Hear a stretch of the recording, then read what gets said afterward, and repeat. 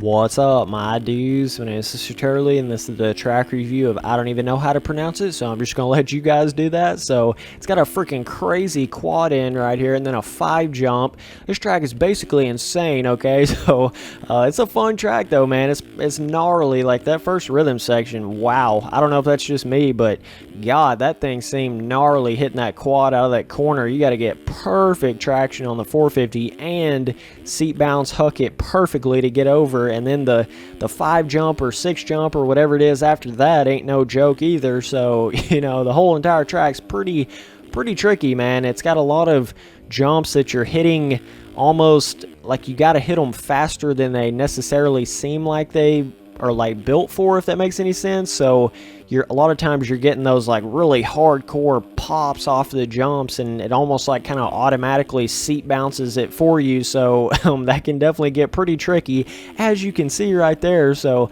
yeah, it's just one of those tracks you better be ready for that front end to really bounce off of the jump faces, because they're not really tall, but they're peaked at the same time. So it's kind of I don't really know how to explain that, but you got to just have played this game for a little while to know what I'm talking about, or rode a real dirt bike, I guess. It's the same difference, but it's just like all of the jumps give you that real peak, kind of just pop you up in the air. So you just got to be ready for that, or it'll just send the bike in some crazy twister off of the track. So yeah, but other than that, it's fairly easy, I guess, at the same time, but there is just a few rhythm sections that are pretty gnarly. Basically, every rhythm section on this track is gnarly like that, but you can hit a smaller line like that right there where you just kind of triple, I guess it's like triple quad or something. So it's probably really close to being just as fast, but it's like 5 times as safe. So, you know, this is kind of one of those tracks that's got a couple of those, you know, carrot dangling out in front of you kind of rhythm sections. Even though they're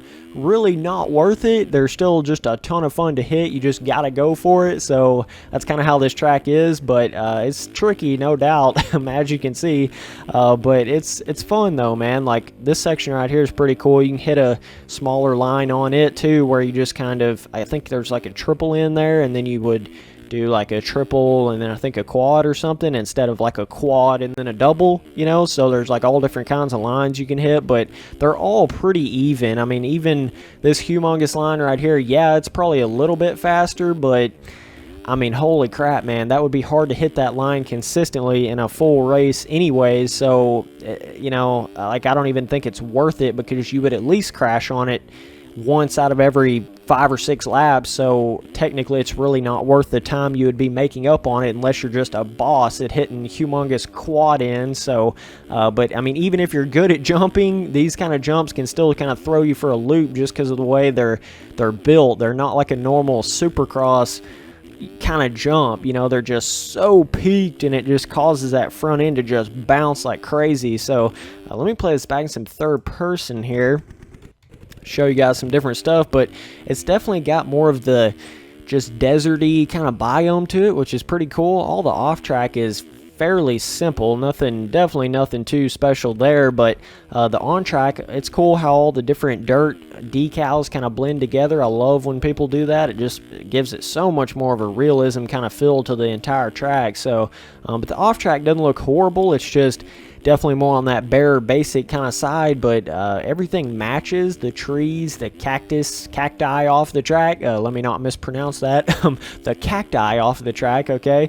So but yeah, you can see that line right there, and then I guess there's like I don't know what the heck that is over there, another supercross track. I don't know what it is, but this is like the main track that you start on right here. But yeah, as far as like different ruts in the corners and stuff, there's really none of that going on. It's just your standard berm kind of supercross track. You know, it's not like more of a realistic style. It's just a little bit more on the just basic kind of side of a supercross track. But you can see, I mean, there's some little ruts kind of out of that quad. That's another tricky huck it kind of jump right there. But you can see, like, he made it a little easier for that specific reason, because he knew it was really hard to hit. So he kind of put a couple of ruts in the landing so that it makes the landing a little shorter when you land in a rut, so it's not as harsh if you come up a little bit short on it. So I think that's kind of why he did that, but because there's really no ruts anywhere else to speak of, so it's kind of weird that there's only ruts right there, but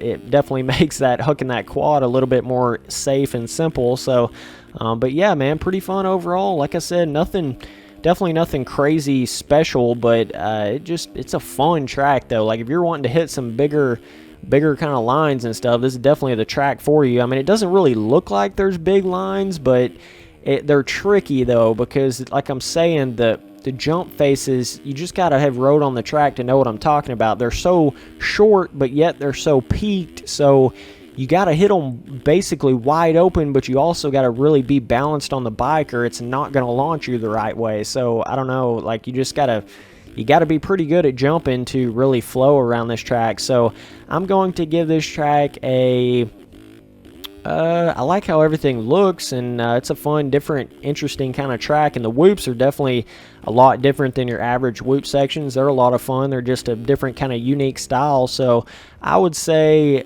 I'm going to give this track a 8 overall, and I'm going to say the difficulty, I'm going to say it's definitely hard difficulty. These rhythm sections are pretty gnarly if you don't know what you're doing, and if you're not on a 450, sorry about it, bro. Like, I don't know what you're going to do on some of these bigger rhythm sections. There's really no way to do it unless you're on a 450. So, but yeah, so, I mean, you can see the whoops right here. They're not super easy, but they kind of look like they are. They look like they're just smaller kind of roller type whoops, but they're not like super easy, but they're just a different style. And that's the cool thing about MX Simulator custom tracks, is you can have they're just endless amounts of styles of tracks, and it's so much fun. Like, you don't have to necessarily just copy the cookie cutter supercross style tracks. Like, you can have all different kind of variations to it. So anyways, I appreciate all of you watching these videos, and I'll keep on making them.